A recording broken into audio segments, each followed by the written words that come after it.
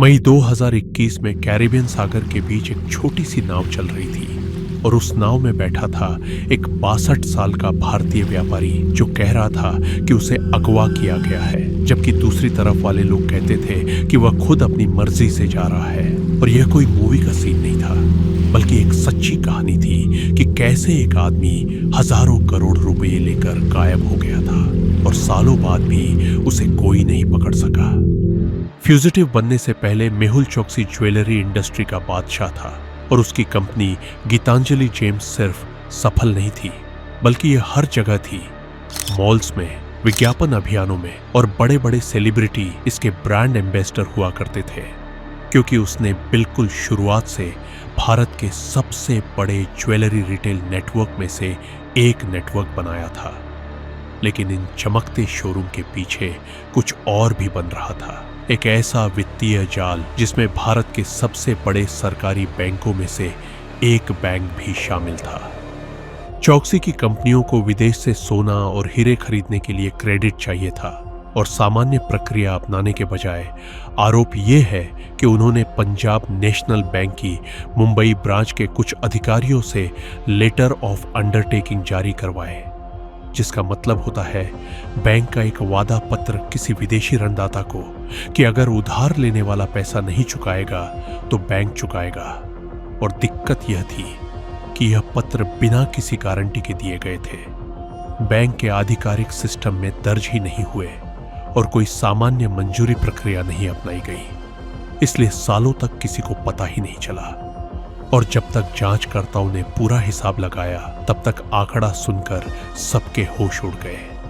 क्योंकि यह घोटाला लगभग 14,000 करोड़ रुपए का था, जिसमें चौकसी और उसका भांजा नीरव मोदी दोनों शामिल थे।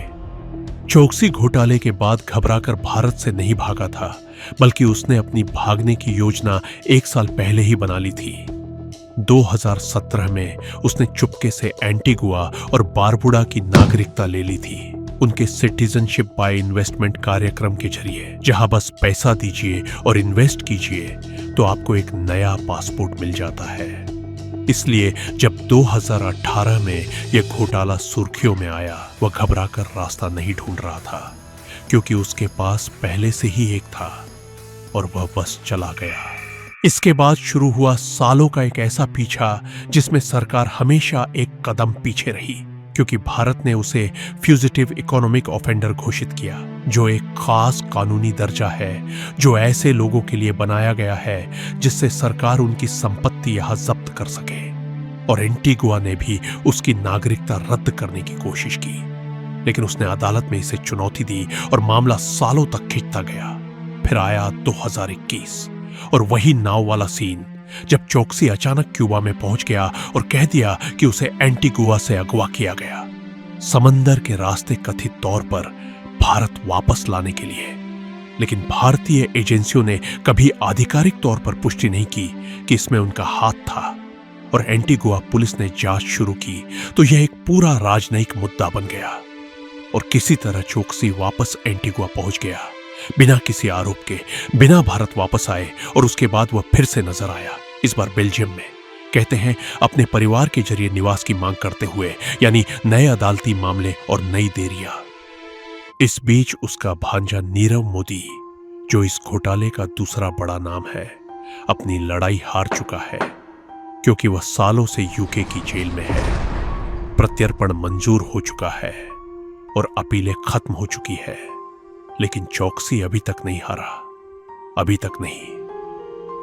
आज तक मेहुल चोकसी ने कभी भी भारतीय अदालतों में जाकर इन आरोपों का जवाब नहीं दिया। उसकी एंटीगुआ नागरिकता अभी भी अपीलों में अटकी हुई है और बेल्जियम में उसके प्रत्यर्पण मामले अभी भी चल रहे हैं, और वह उन 15 लोगों में से एक है जिन्हें फ्यूजिटिव इकोनॉमिक ऑफेंडर घोषित किया गया है, जिनके ऊपर कुल मिलाकर भारतीय बैंकों का 58,000 करोड़ रुपए से ज्यादा बकाया है, यानी 15 नाम, अरबों रुपये, और इनमें से ज्यादातर लोग अभी भी बाहर ही घूम रहे हैं। ये कहानी देखकर लगता है कि अंत पहले से ही लिखा हुआ है, अमीर आदमी भागा और अमीर आदमी जीता, लेकिन प्रत्यर्पण के मामले धीरे चलते हैं। ऐसा नहीं है कि कभी खत्म ही नहीं होते, क्योंकि नीरव मोदी का मामला भी ऐसा ही था और विजय माल्या की अदालती लड़ाइयां भी आखिरकार मुड़ गई। इसलिए सवाल ये नहीं है कि कानून मेहुल चोकसी तक पहुंचा है या नहीं,